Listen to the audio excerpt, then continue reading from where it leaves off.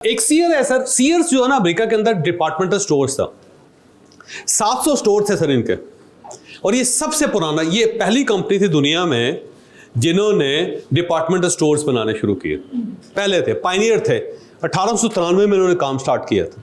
1893 में काम स्टार्ट किया था। अब आप समझे 125 साल ऑलमोस्ट हो गया है ना जी। और उसके बाद इनके जो थे 700 इनके स्टोर्स थे अक्रॉस द यूएसए 2018 तक। लेकिन 2018 में ख़त्म हो गए, बैंकक्रप्ट हो गए, बंद हो गए। उसकी बुनियादी वजह यह है कि अमेज़न जब आया ना जी, तो अमेज़न ने एक फार्मूला दिया कि आप घर पे बैठे हुए चीज़ें खरीद सकते हैं।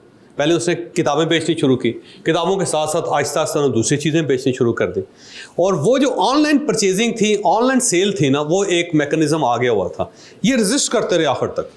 तो यार हमारे पास तो बंदे आते हैं, हमारे पास तो स्टोर हैं, हमने इतने इन्वेस्टमेंट की हुई है, लोग सुबह आते हैं, दोपहर आते हैं, शाम आते हैं, और हमारे स्टोर में तो जगह, एक बंदे की जगह की घुसने की जगह नहीं होती।